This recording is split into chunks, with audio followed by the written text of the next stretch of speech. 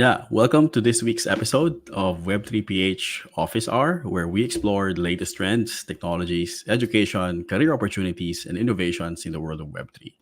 I'm your host, Alvin, and today we're excited to have our special guests, JB and Ashley, both software engineers working primarily on Web2 and now exploring and learning the world of Web3. JB and Ashley, how are you guys doing? Hello, good evening. Hello, hello. Uh, Hi. Yeah, so before we go into our questions, right? Before we go into our topics here, why don't you give an audience a brief intro about yourselves, right? Let's start with JB. Just give us a rundown of what you were doing, what your career is like as a software engineer, and your experience, of course. uh, right now, ano po ako, Mhm. software engineer sa isang company pero Web2 yung company namin. Mhm. And right now, I do testing mostly since yun yung role na available. Testing. Since sa Mhm. position kasi namin is we can be assigned into development or into testing. So, depende Right. kung ano yung available. Mhm. And then sa ibang part naman, I do Web3 development then. Like, I have experience having a client. Like, Wow. I have created a website for minting NFT. Nice. Nice. Ayun, yun yung Mhm. first freelance project ko. Project. Right. And another experience ko naman sa blockchain is yung sa capstone namin nung college since medyo fresh grad pa po kasi kami Mhm. like 1 year ago. Okay. And yun yung sa capstone namin is voting system pero ano siya, blockchain based. Nice. Which Yeah. turns out Okay. Yeah. which turns out That's okay good. naman. Yeah. Pumasa naman sa panel. That's a good Ayun. use case. Actually, yung voting, okay yun. And then you build an NFT. So you do have experience with Web3 then. So parang maganda na parang you're from Web2, you're doing testing, as you said, like testing and also development. And then now you're sort of exploring Web3 na rin, right? So that's actually good. Like I would say most blockchain developers started as a Web2 developers. Like, I mean, everyone like from the engineering space or from the software engineering space started with Web1 and Web2, right? So it's good that you have that experience. So how about you, Ashley? Like how like why do you give an audience your background and what you do? Yeah. Hello. During Mm, my internship, yun, more on QA testing ako and nice. nag-apply ako as a quality assurance tester. Mm, And nung mga time na yun, dun pa lang ako talaga na-pursue sa Web2 mm. development. And ayun, nahila ako ni JB sa Web3 Philippines. Kaya Nice. yun, So ni-refer ka ni trying GB. to dive na Nice. sa Web3 Philippines talaga. And sa Nice. ngayon, yung trabaho ko is hindi align sa software development. Mm, Pero nagka-client kami and pinupurso pa rin yung web development or nice. Web3 page development. Okay. Sa ngayon, nag-aaral kami ng Rust and Solidity. Oh, Rust. And this is yung Ang Rust ginagad na kami ni Sir Christian. yeah. Yun nga yung Rust dev, right? So I think that's a good path kasi Rust right now is I would say like just in my opinion high in demand talaga yung skill set with Rust. Um yeah, and it's relatively new tech. Then not a lot of developers knows how to build in Rust, right? Or knows how to build production level systems in Rust by.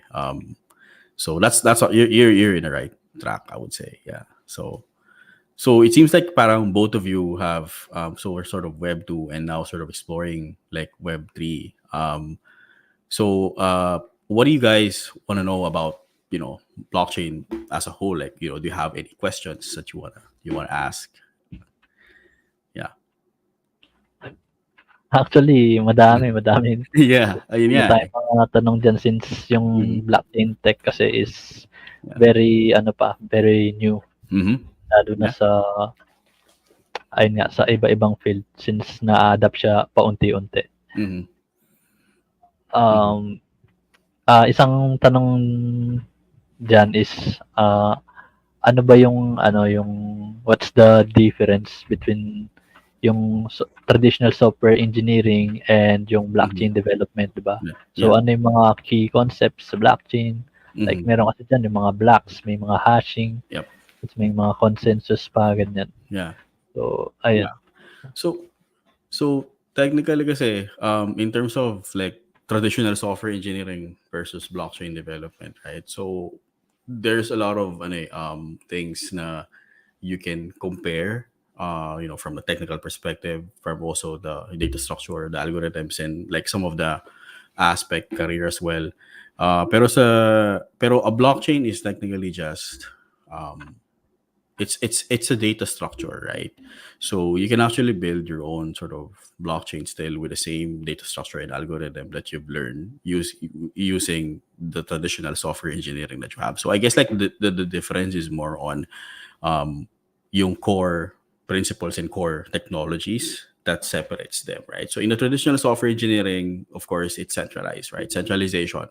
So most traditional applications rely on centralized servers. So you have servers managed by single organizations. So yun yung sa blockchain. Blockchain kasi parang decentralized talaga siya. Yung mga nodes are sort of owned by different organizations, and they act as if like they sort of contribute their compute resources so that to maintain the integrity and the integrity of a specific blockchain, right? So traditional software engineering is centralized. In the traditional software engineering, then mutability, right? So mutable yung mga data. So most of the traditional software engineering, when you work on projects, you use a database, right? Oracle, Postgres, MySQL, right? So RDBMS. These are um, mutable. These are data store that holds mutable data, meaning data that can be modified or deleted, right? So blockchain, when you store data, it's immutable. So meaning you can only add a record, right? But you can never delete or remove or delete or modify a record that's already persisted on chain, right? So meaning once it's written, it cannot be altered. So sa traditional software engineering, standard validation, you have your traditional software that uses conventional validation methodologies, database transaction, application logic. Sa blockchain, you have consensus mechanisms, right? The finalization of or the way you persist data is different kasi in a software engineer in a traditional app, you just need to do database transactions, right? Okay, you insert, then that's it. Nandoon na siya, right?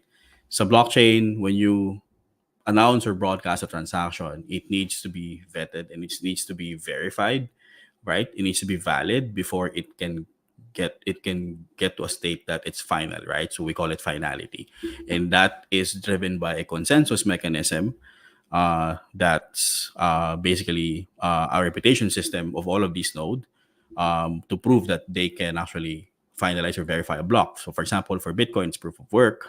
For Ethereum, it's not proof of stake. For any substrate framework, it's proof of authority, right?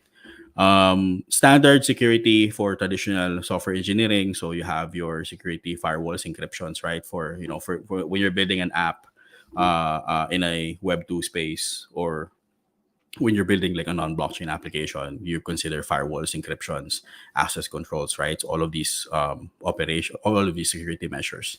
So blockchain development, you have the same, but you would also need to incorporate yung cryptographic security, meaning yung mga cryptographic techniques to secure the data and transactions.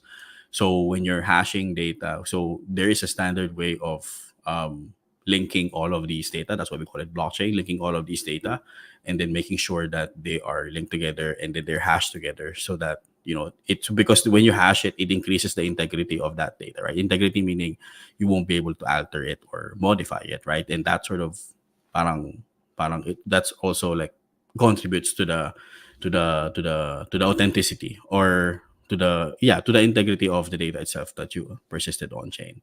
So sa blockchain, merong smart contracts. Sa traditional software engineering, merong standard applications, right? So yung mga components, yung mga microservices, yung mga apps that you build, yung mga business logic na ginagawa mo sa software, sa apps mo, ang equivalent yan sa blockchain is smart contracts or self-executing contracts, right? So and they're all sort of persisted on chain, right? So yun sa blockchain, there's concepts of blocks, as you mentioned earlier, may hashing, may consensus mechanism, well, technically yung blocks are data structure. You can technically still build that in a traditional software engineering project, but you don't really need to do that if you're working on if you're working on a like traditional like application use case. So blocks are really mostly just for building lists that are linked together, and that's basically like a blockchain, right? So yeah, key difference really is more on the practice and the technology that you use. The data structure, when you're talking about blockchain, is always going to use the blockchain structure or the linked list structure. For software engineering, it's your standard centralized yeah methodologies and all. Yeah. So yun yung difference niya. I know there's just so much sort of difference between these two, from the technical aspect, from non-technical aspect as well, from the business, from commercial and business and all. But really, it's really it all goes down to that decentralization, right, and immutability and consensus. So blockchain, the decentralization and immutability and the consensus mechanisms are sort of like the key core functions that it needs to have before you can actually say that it's a blockchain. In a traditional software engineering, you don't have to be decentralized. You don't need to adhere to immutability as well. You don't need a consensus mechanism, right? If you're just gonna build a software, if you're just gonna build a use case, a traditional application that's not blockchain based. So yeah, so I think that's basically the main difference there. Yeah.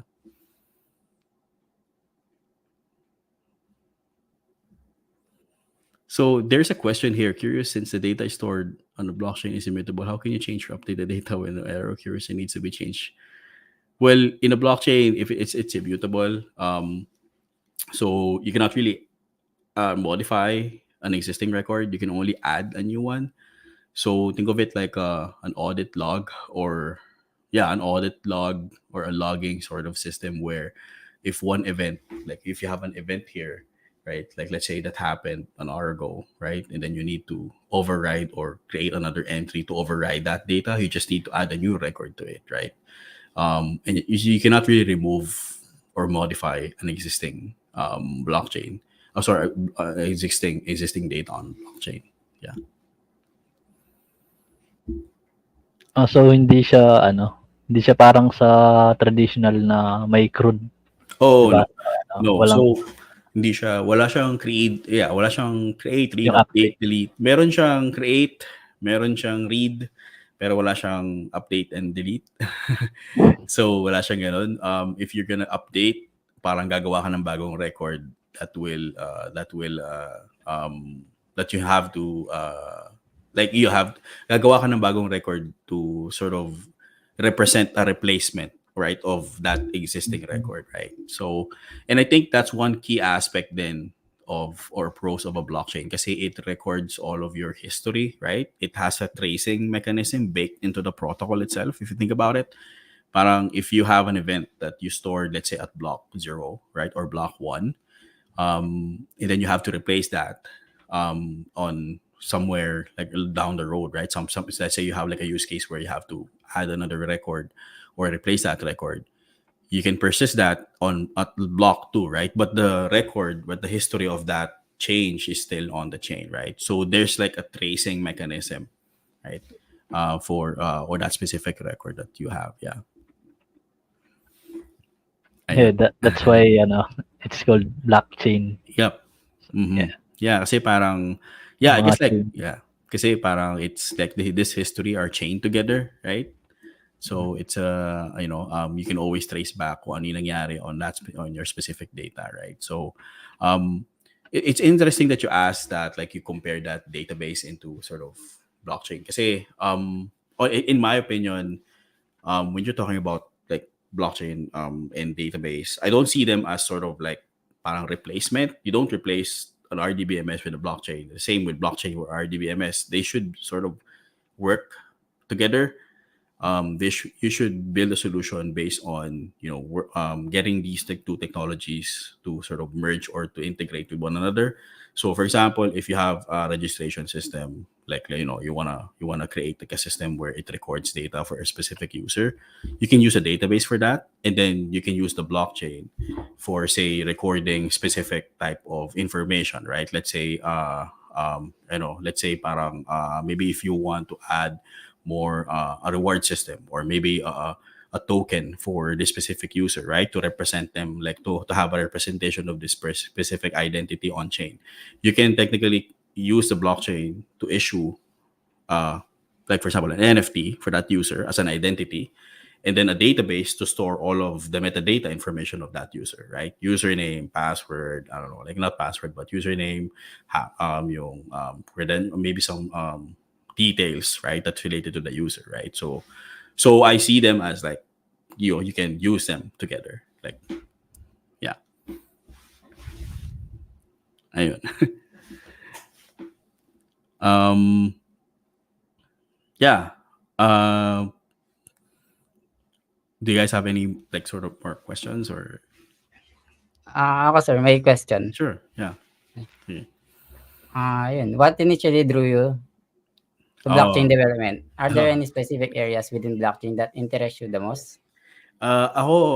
personally, the whole aspect of decentralization. So I started as a Web2 dev, right? So I saw it works, right? Web2 works. All of our traditional software works naman din in the space. But in our day to day, right? So gumagana naman yung mga apps na ginagamit natin. But what really drew me to blockchain development really is the decentralization aspect of it. So basically, when I think, in my opinion, we need to create a more sort of trustless systems, and we need to sort of decouple, or because kasi lalo na right now na parang we're sort of moving into digitalization space. All of our IDs, all of our digital credentials, all of our sort of data are now in the digital storage, right? And to me, I don't think I think, in my opinion, that's not the way we are storing them in a centralized manner. Is not what we want for our future generations. I think it's going to be too centralized, and it's going to be too sort of faulty, in my opinion, right? There's going to be a single point of failure, or it's going to be like a centralized point of failure if you do it that way. So the blockchain sort of introduces a new way of storing data in such a way that you decentralize, or you decouple all of these uh, all of these systems that stores them in a trustless manner. And it's sort of like that's my much that I am attracted to the fact that I can actually build a system that I can trust, that I can store my data, can have access to it without any sort of intermediary, or without sort of like any centralized servers that can use my data, or can manipulate my data, right, or manage my data without me knowing about it, right? So parang I'm attracted to the I'm not attracted, but I love that you have this specific solution. You have this solution that you can that you can impose that kind of security and privacy on a digital space, right? So imagine parang you have your IDs, right? Digital ID, your passport. Let's say you scanned your passport somewhere, right? So you don't even know yung scanned passport na yon is protected or private, right? You don't even know if it's going to be used by an entity, right? Because we're just freely giving it to the centralized authority, just trusting them, right? So I think, to me, if you're gonna build a system where users will trust the system with their information, it needs to be in a way trustless, right? It needs to be decentralized. It needs to be distributed, and it needs to have the privacy model and the security model that will protect my identity, right, as a whole. So yun, I'm very, like, I was attracted to the fact that I can build such solution. This was not possible with Web 2 before. Web 2 is very centralized.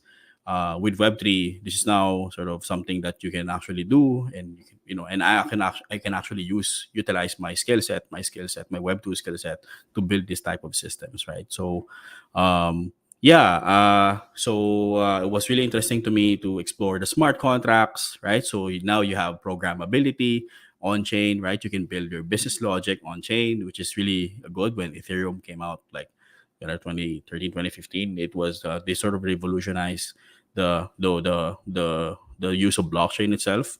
And then of course a lot of applications were built after that, like DeFi, and then the dApps as well. So yeah, I mean that's my sort of background, and that's what it got me sort of interest sort of got me into the blockchain space. It was just really the promise of, not really a promise, but the ethos and the principles behind protecting one's privacy and data using on the digital space. Yeah. Philip, okay, there's a question here on the chat. Philip, sorry, I'm just gonna read it out loud. As a front-end developer po ba, pwede na ba ako makalan sa blockchain job? So, there is a lot of so blockchain itself is like this whole sort of it's a platform, right? And a platform can have sort of many opportunities or sort of many aspects or technological aspects that someone needs to manage or needs to be part of. So for example, if you're building a dApp, that's usually entail someone who knows front end development, or React in your case, Vue. Or if someone is maintaining nodes, right, that someone needs to know system administration. They need to have at least have a knowledge of cloud technologies or server technologies, right? So you can technically land a blockchain job, especially if you're React JS, because lots of libraries that blockchain uses are all sort of written or compatible with React. For example, EtherJS. So EtherJS is one of the most mature libraries out there that allows or enables developer to call smart contract function from a JavaScript library, right?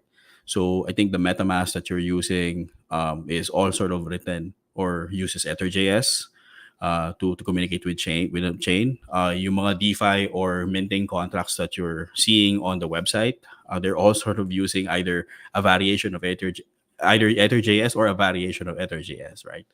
So yeah, as a React developer, for sure, there's a lot of opportunities as a blockchain dev for that, but specifically more on the front end side, for the dApp side.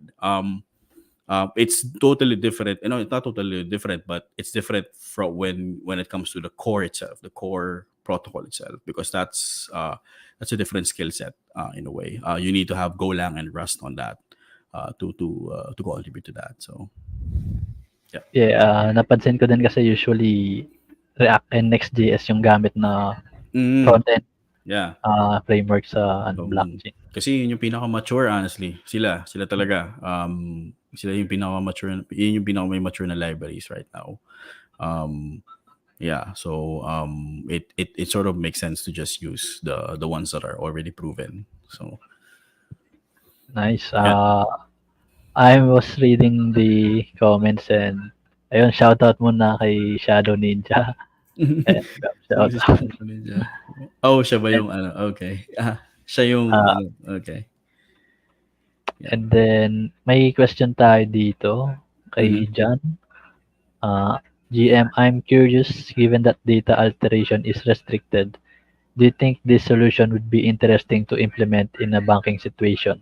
What are your thoughts on So this? okay. Do you think the solution would be interesting to implement in a Kasi bank? if Mm, I'm not mistaken, yung parang naging purpose ng yeah. pag-create ng blockchain is to, alam ko makaiwas din sa ano yung mga tax ganyan and Yeah. mga Yeah. transaction Yeah. fee.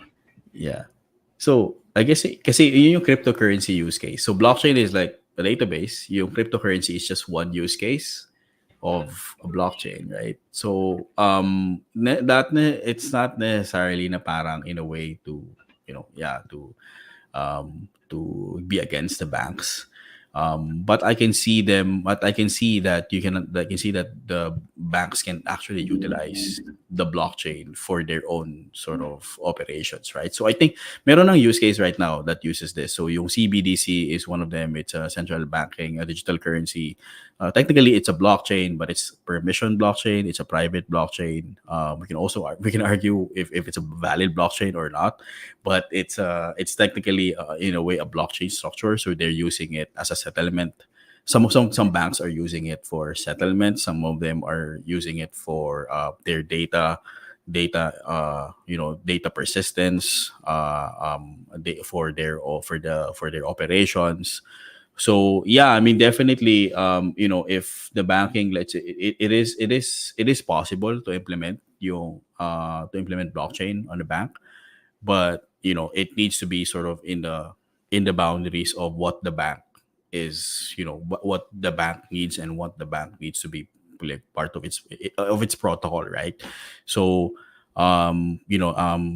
technically they can sort of use the blockchain to store tokenized assets, right? So they can actually use the blockchain to represent an actual currency on their ledgers, right? On their banking on their accounting system. So yeah, I don't see why they can't do it. So there's just a lot of things that you can like. There's a lot of integration in there, right? It really depends on how the bank wants to use that. Yeah. Yep. So mechanical PH core protocol, something like the backend things. Yes, the backend, the node itself, consensus algorithm, the finality, how you propose a block, how you store those blocks, how does these nodes reach consensus, who is going to be the proposal of the next block. So these are like core protocols that's baked in on the node itself. Like there's just yeah, and most of these nodes are written in Golang or Rust right now. Yeah.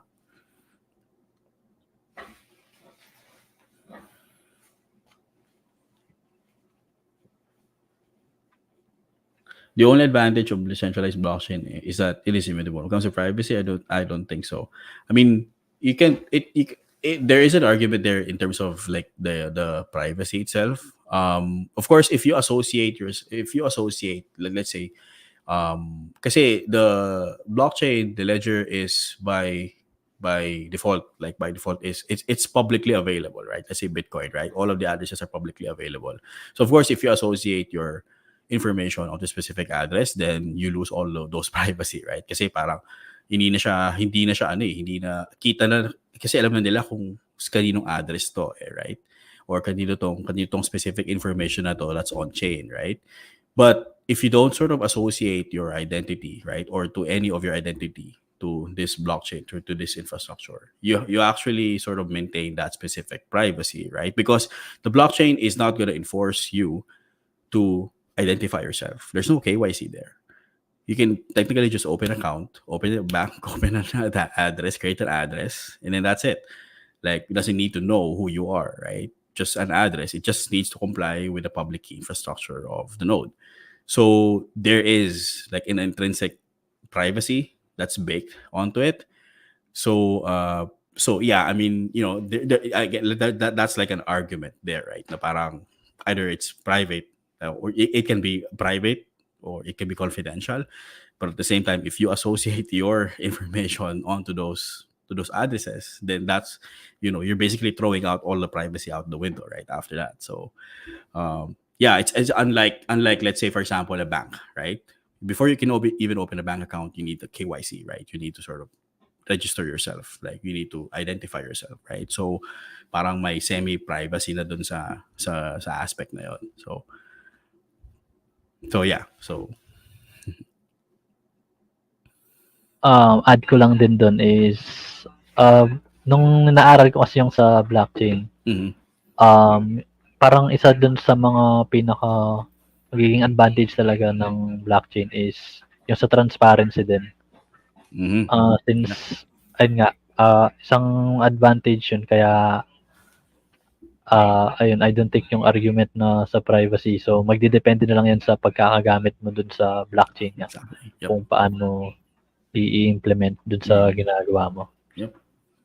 Yes. Yeah. It depends on the user, right? I mean, even in the traditional applications naman, it really depends on the user. Kahit yung, let's say, voting system, right, that you build, JB, right? So parang, kung yung voters mismo, parang hindi sila, hindi sila ethical. So, kahit anong blockchain, kahit anong implementation of parang privacy preserving, features that you put on that voting system, or confidentiality aspect, hindi naman mababago yung votes if the voters are themselves are unethical, right? So kung hindi sila okay. So same thing with, like, with that argument then. So parang there's a privacy and confidentiality. Yeah. Okay. Yeah. May tanong din ako. Mhm. Papunta naman sa part ng blockchain engineering. May mga certifications ba or specific experience na para mag-stand out sa field na 'to? So certifications, marami actually, ang daming nag-pop up na mga education platform. One of them is yung Blockchain Alliance and Blockchain Council. So parang they created this certification na parang you're certified na you're knowledgeable on the space. So I say meron naman. If you want to stand out, there are some trainings and there are some certification programs that you can take, that you can pass. Of course, may fee on, may ano siya. Pero I think, like, in my opinion, for you to stand out, really honestly, is just keep building out in the open. So blockchain started as an open source project. A lot of these blockchain tech companies, Web3 companies, blockchain companies, they're all sort of in a way semi-private, or they're building out in the open. If you have an open source or GitHub, if you have like like the DApp, right, na parang gusto mong gawin, don't privatize it, publicize it. Parang meron kang parang portfolio of the work that you've done, right? So it's much more tangible to have a work that's committed on the GitHub than like a certification from an institution na parang na relatively new, right? So parang so for me, and I think parang this is in a way validated din naman, kasi I've spoken to a few HR, like recruiters, and those who are developers then, a lot of commonality between these developers that are really standing out is their open source contributions, right? So if there's a significant open source contributions to these specific projects, to open source to public projects, then you're gonna stand out. You're gonna have you're gonna get a lot of phone calls from these recruiters, from project owners who wants their projects to be built, right? So it really depends on you. I think for me, in my opinion, better to just code, just build projects, build meaningful projects, contribute to meaningful projects. If you can, a lot of open source projects, like for example Cosmos, Substrate, or any other open source na prominent in the space, they have grant programs, right? They have GitHub issues. Pick one issue there, then tackle it, and then just submit a PR, right? And then they will review that. Like parang ganun siya, kasi ganun sila nag-work eh.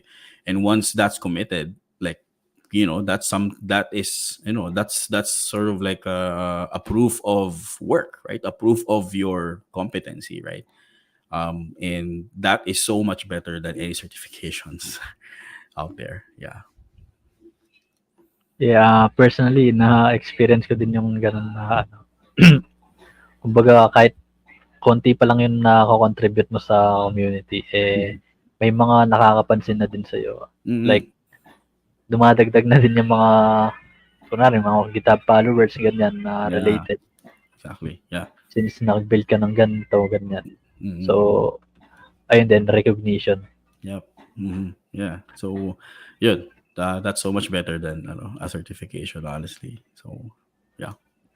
Okay, so since napunta na din tayo dun sa pag-build, may yung question kong next is ano naman yung mga essential programming languages o kaya mga skills na kailangan nating i-focus as a beginner Yeah. na So, nag-learn sa blockchain dev. yeah. So, I think to me, personally, programming language wise, if you want to stand out sa blockchain space, so of course solidity. Like you have to have at least you at least have to know how to publish publish solidity smart contracts on chain, especially on EVM based chains. A lot of a lot of chains out there has EVM compatibility. Kahit yung mga blockchains that they've started from scratch, they will always have a way to sort of create a modular plugin to have EVM compatibility, right? So that they can support smart contracts, right? And supporting smart contracts is big because you're basically parang baking programmability onto your own blockchain. So solidity is one. If you wanna build, if you want to build, if you want to be a backend developer, right, or a backend engineer, or a core protocol engineer in the blockchain space, for sure, Rust and Go. So Rust, I'm sure you guys know Solana blockchain. It's basically like they use Rust, right, for building smart contracts, but the node, yeah, and also the node itself, right. So parang performance good for performance critical applications in Rust. Go for the first version of Ethereum is in Go. Geth, IPFS is written in Go. Hyperledger Fabric is also written in Go. So parang there's a mix of so you can technically be involved in permission or permissionless projects if you know Go. JavaScript, right? Of course, React.js, React.ts. If you want to build apps, right, on top of blockchain. So yeah, Solidity, Rust, Go, JavaScript, Python.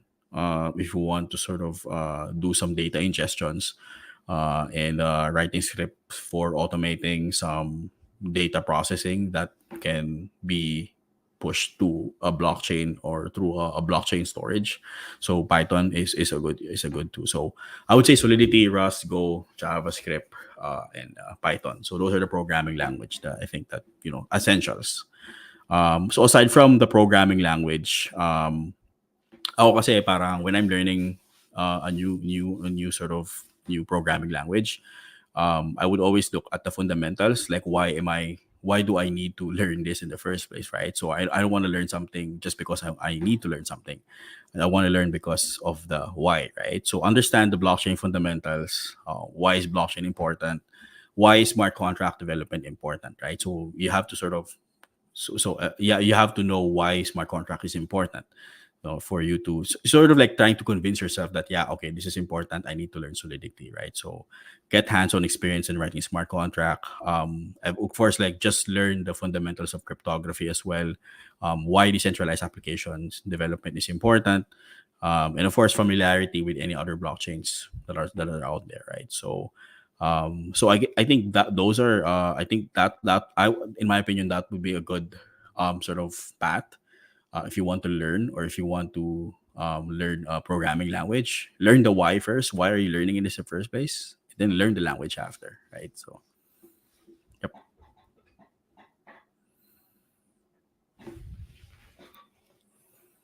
Ayun. If you were looking for specific, like where to learn it, like for example, online courses or tutorials, Coursera, Udemy. I started sa Udemy, and then edX as well. Merong mga training programs naman out there na legitimate, na they have good content. Udemy, I would say, is one of the best sort of self-paced training that I did. But nothing beats building and coding, right? Yung tangible sort of output. So when you when you study a course material and then meron kayong video, let's say you got a Udemy course, make sure you write the code. Like iba talaga kasi yung parang nanonood ka lang ng video and then you're trying to absorb the theory and concepts from actually building and coding it, right? Typing it, like as in like parang talagang building the software, building the application itself. So, mas ma-absorb mo talaga kasi pag nandun na yung tangible results. Yeah. Yun. May question ulit ako. Go. Ano yung mga exciting trends or developments na nakikita mo na mas shape yung future ng blockchain technology sa coming years? Exciting trends. I guess ano ba? So medyo ano ako ano ako sa medyo marami akong I can see that, but there's a lot of there's a lot of innovations that are happening right now in the space. DeFi, specifically staking and restaking, is sort of shaping how we are treating or seeing decentralized finance as a whole. And DeFi is not, so staking is not just returns and yields, right, and earnings. I actually see staking as a way to as a as a as an additional security layer for the blockchain. Because when you're restaking or staking or restaking, you're basically encouraging validators, right, to stay online and to keep verifying and validating blocks, right? And when they do that, they're actually contributing to the integrity of the blockchain, right?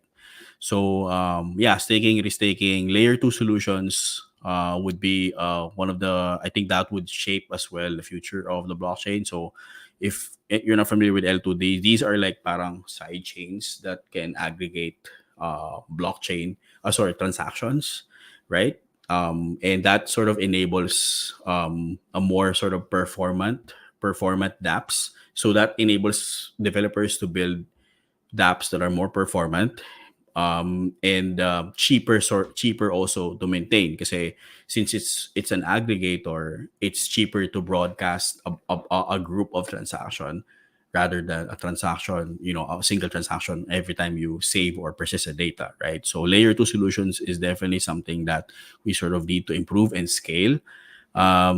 Digital ownership, I think creating representation of something physical into a digital is something that that we need important, regardless of this crypto winter or not. That is a good use case. That is something that needs to be, that is a prevalent use case.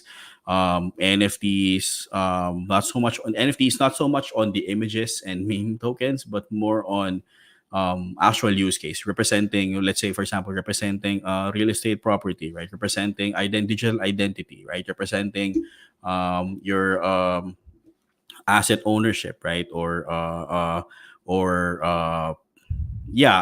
tokens, coins, and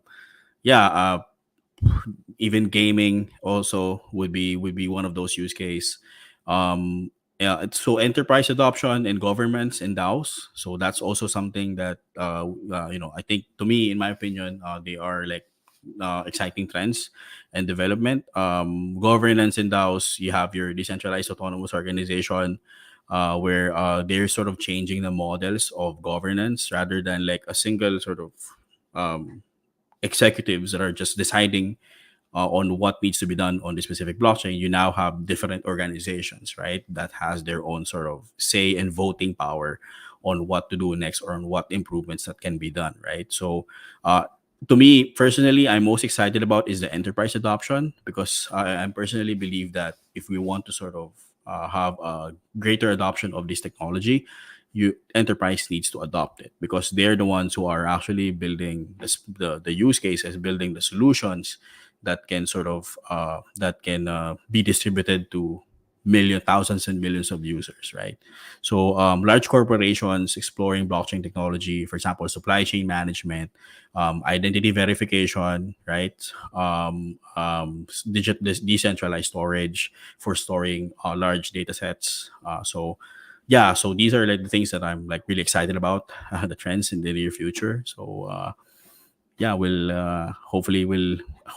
I think we'll see more of these projects, right, in the next coming years or next coming cycles. Yeah. Sorry, there's a question here.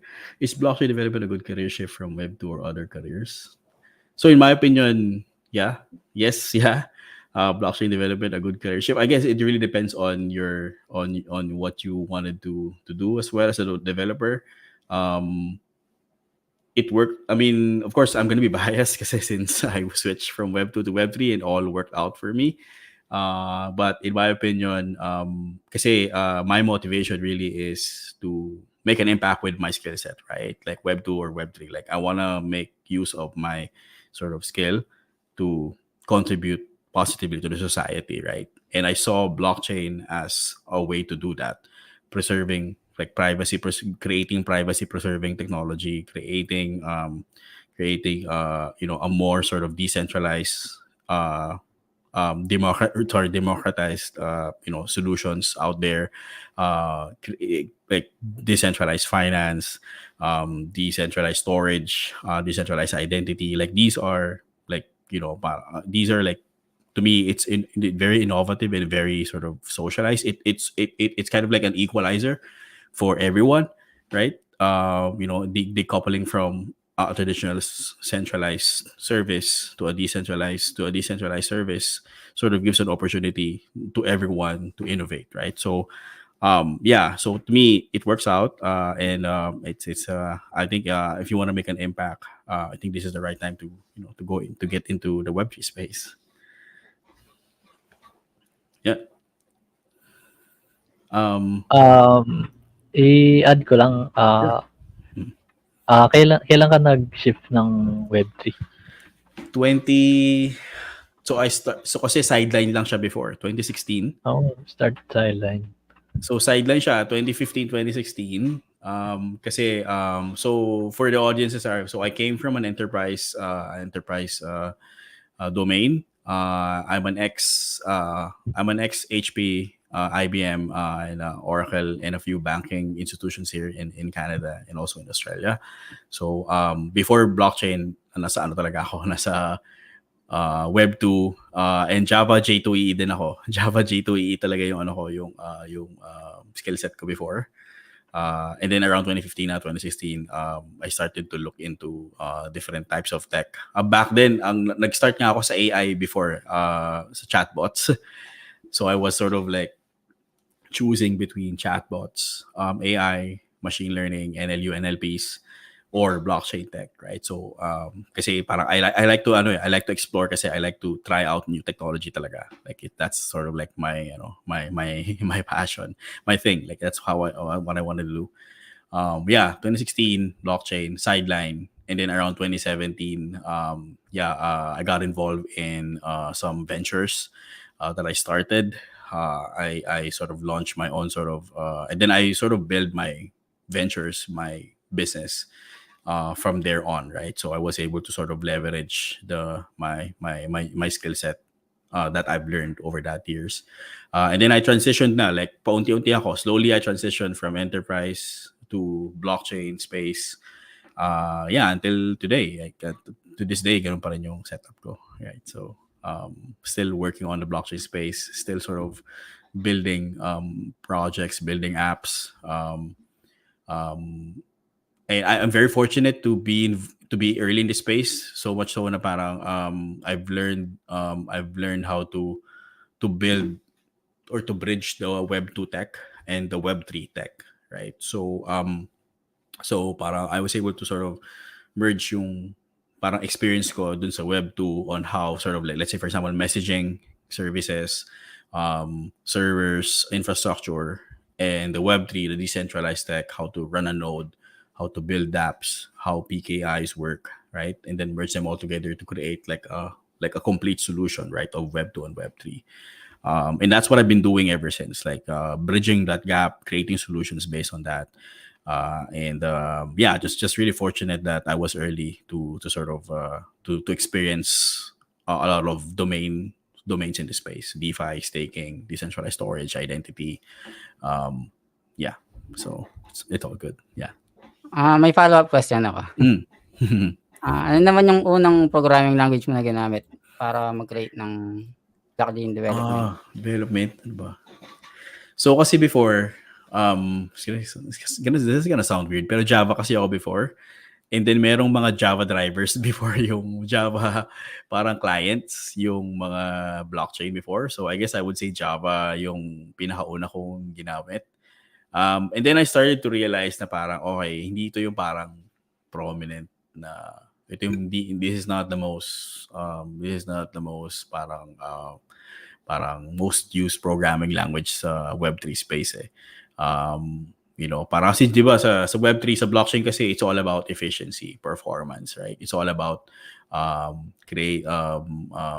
performance and building a component that's going to be efficient, right? And high availability as well.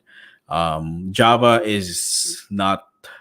I guess like I understand why most projects didn't use Java, because Java is ang laming boilerplate code, and then you have your virtual machines that's run on the virtual machine, right? Because you have to have JVMs to run those.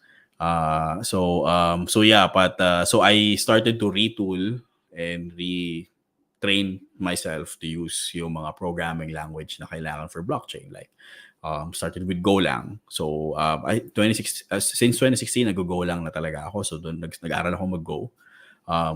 Go IPFS. IPFS is written in Go, so it's like one of those projects na I started early on.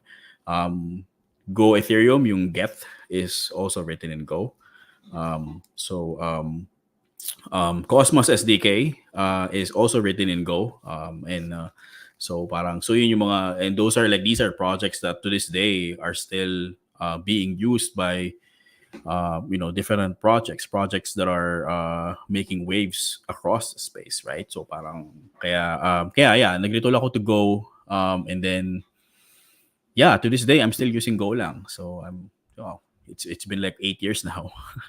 Isip ko lang, 8 years na siya pala na nag-go lang ako. So so doon ako, yun yung doon ako nag-start, Java, tapos nag-Go lang. And then the rest is, so I consider myself as a very agnostic. So I know TypeScript, I know Rust as well, but I'm not as proficient with those programming languages as Go, right? Because Go is my sort of something that I can, that's my bread and butter basically. So Spring Boot is love. Yeah. Spring Boot. Bro, Spring Boot. Yan. Ginagamit ko yan before sa banking when I'm running batch processes. Spring Boot and Spring Batch. Spring Framework. Yeah. We use that. Most banks use Java J2E. Spring, usually. JPA for ORMs.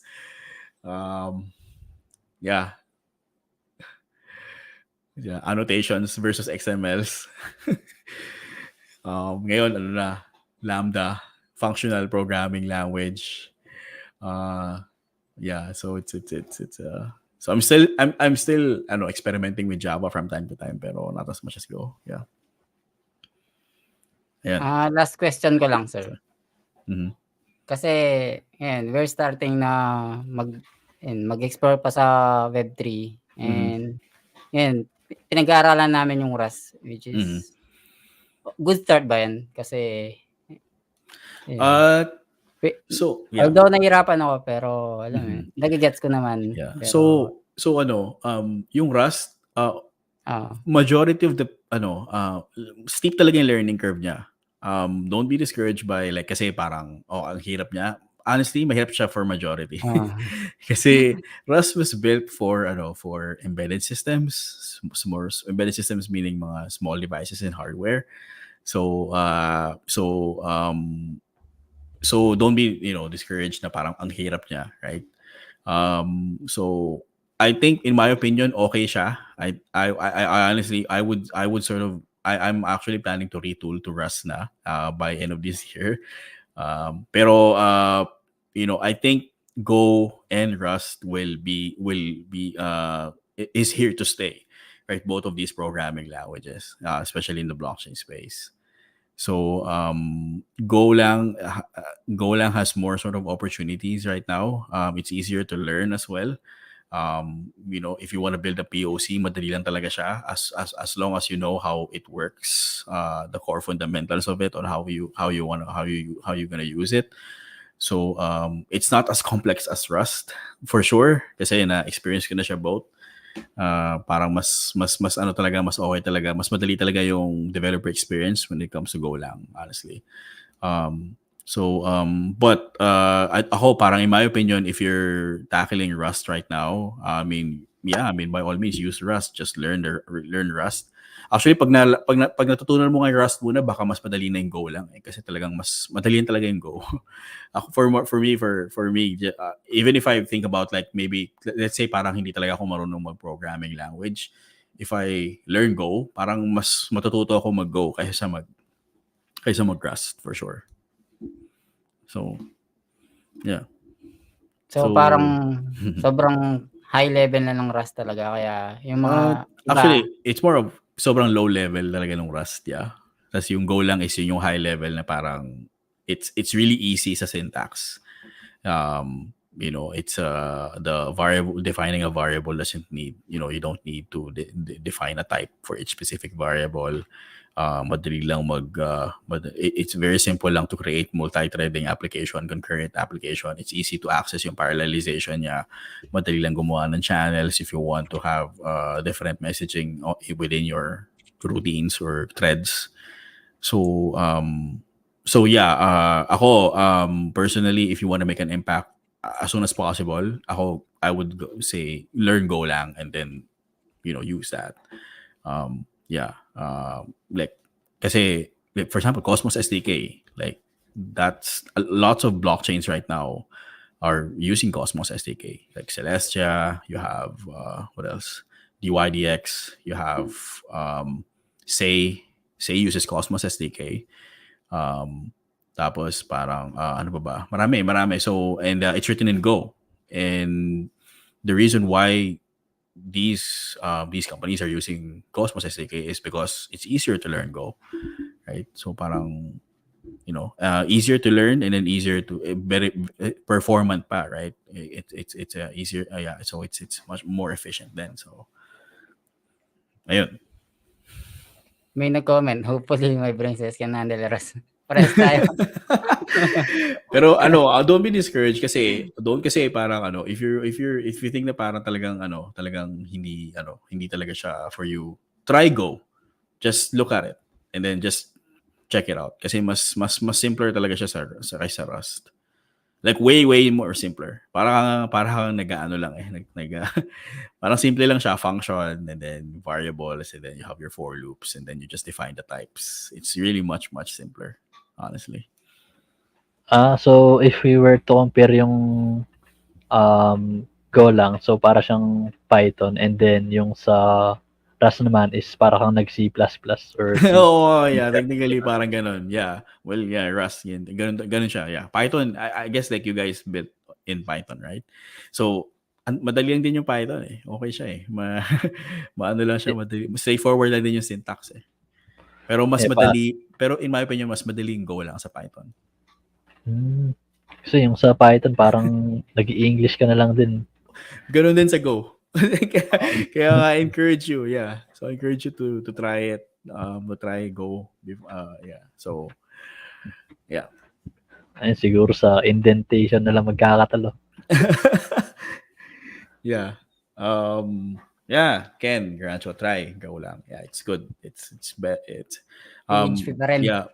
Golang was designed for concurrency and parallelization talaga siya. So Kubernetes, I'm not sure if you guys are familiar with K8s. Kubernetes, like that's written in Go, like lahat yun. It's for managing resources, managing infrastructure. You use Go. Yeah. There's sila Rust all the way 24/7. Si Christian, of course, si Christian Rust. Yeah. Topas Solana. Yeah. Pero yun, if you can learn both, go. Like, ako parang, kung ako, I'm gonna learn Rust by the end of the year. So parang, kasi meron naman ako experience with Rust, pero wala akong production level experience pa. So I might need to build something and then in public in Rust and then just go from there. Yeah. Ayun. Nakikita ko pa lang yung Rust book eh. Mahirap yung syntax niya. So don't be discouraged kasi mahirap talaga yung syntax niya. Especially for example, I think Ash, right? Wala ka, you have minimal programming language or programming. Rust is ang bigat nun for mabigat yung Rust for someone na parang walang programming. So sorry Christian, this opinion ko lang yun, my opinion lang naman. So parang yeah, I mean I guess nung college kasi ang pinakaunang programming language siya tinuro talaga sa amin C. Right? Pero mas na-appreciate ko yung Visual Basic. Do you guys know Visual Basic? Yung VB. Kasi parang mas straightforward yun, di ba? Function, forms, and all. So parang okay, doon ko na wire na okay, yung code na to, dito, this is for this form, right? So parang mas madali siya.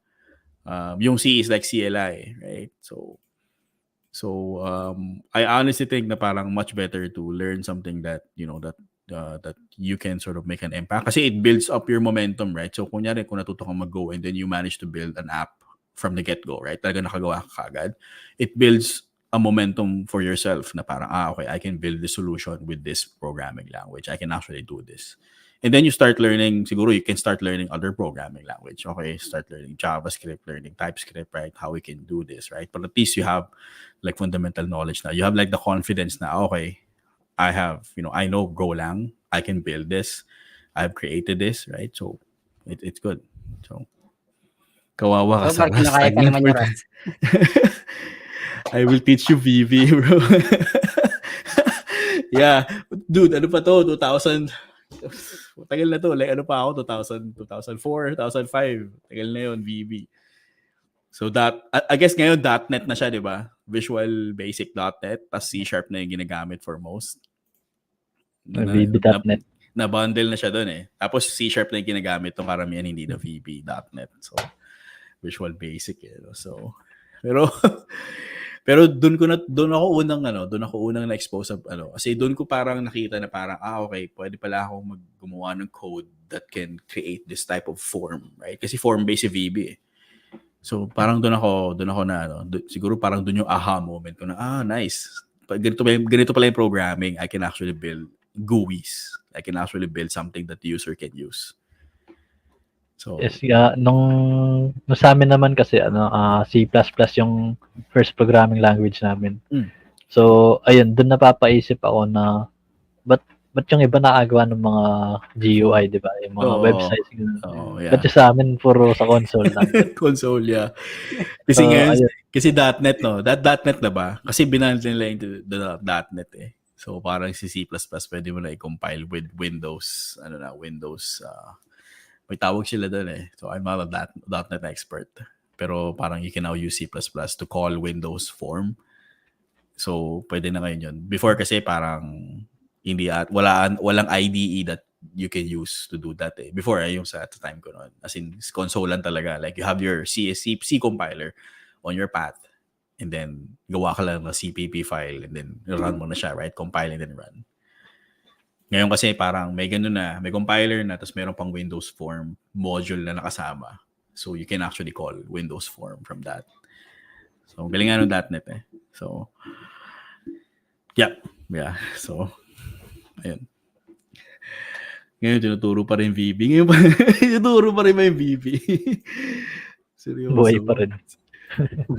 I guess may use case pa kasi siya. No? Pero sana we can move on from VB na kasi parang at least C++ sana or C#. Rust na agad. Parang patak na yung mga student. Holy grail of Rust. Pero kailangan kasi yung professor, yung teacher, marunong din mag-Rust, di ba? So, ganun siya eh. And ang rare na may marunong mag-Rust right now, honestly. Ayun. Okay, so I think sa last question na tayo. Sige. Ito, how can you assure the people that are interested na mag-dive sa blockchain na secure siya and good alternative for some areas like, syempre, usually sa financial transaction yan since mas unang sumikat yung blockchain using cryptocurrency dahil Yep. sa Bitcoin. Mhm. Yeah. So, I guess kasi na-overshadow yung perception ng blockchain as like Bitcoin, Ethereum, and cryptocurrency, right? Kasi parang kasi majority of the people, and understandably so, majority of the people knows blockchain kasi through Bitcoin, Ethereum, and then di ba bumagsak yung value, parang nawala na sila ng parang I guess like parang puwangit yung perception, right? Ano ba naman to, scam to, ganyan and all. Pero the underlying technology works. The underlying technology works if it's used properly, if it's used the way it's intended it to be used.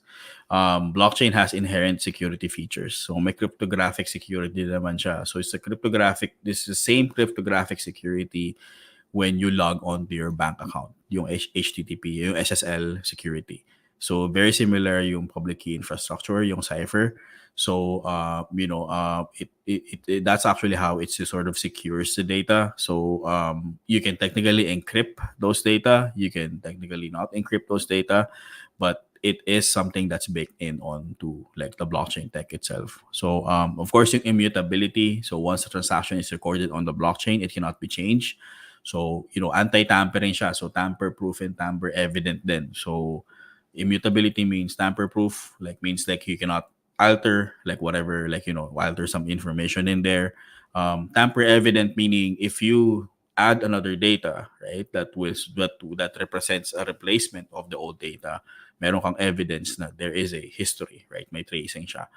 So parang of course decentralize yung blockchain, right? So there are all of these nodes that are running, they are contributing to the integrity of the blockchain. It's not just running nodes na nagko-copy lang siya, hindi siya parang replication lang. It's also verifying yung authenticity ng data and integrity ng data na yun. So parang you have that security aspect that ensures that your data is not going to be tampered with or not going to be modified in any way.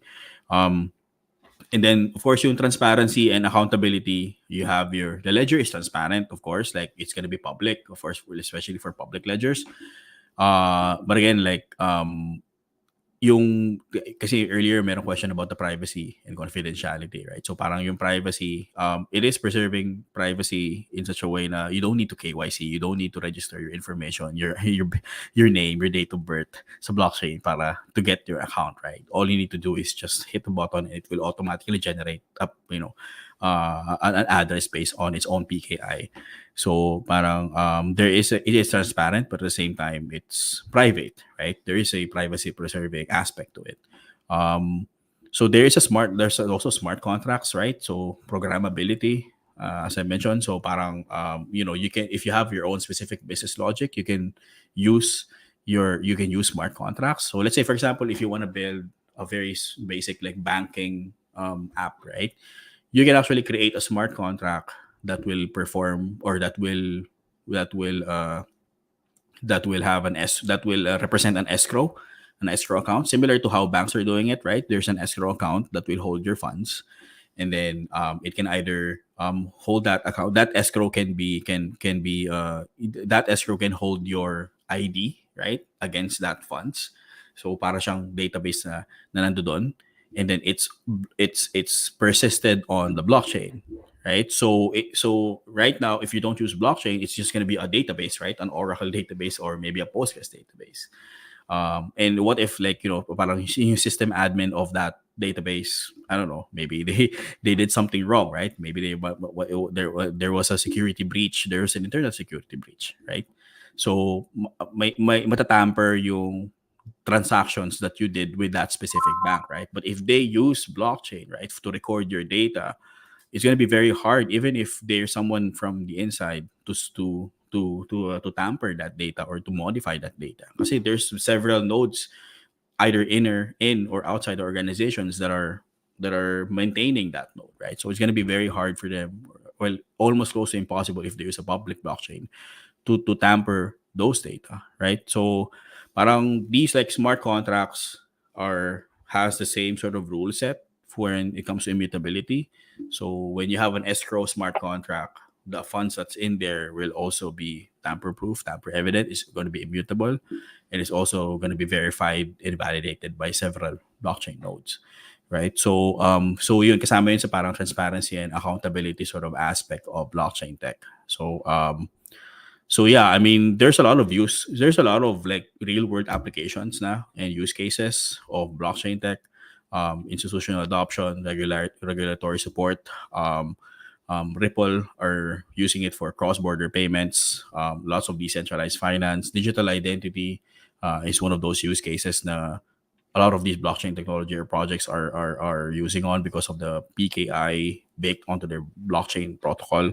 So yeah, I mean, we're now sort of closing in on the yung viability of using blockchain as a data store for some of these important data that need to be stored on a digital space, right? So and then like parang those are like assuring or reassuring in such a way na we can now trust this specific technology same way as we are trusting how Web2 technology is, how we are using Web2 technology right now, right? So it's just gonna be, it's just gonna improve from there, right? So we started with Bitcoin, then Ethereum introduced programmability, and then programmability sort of introduced a lot of applications, DeFi, identity storage, any sort of democratized service,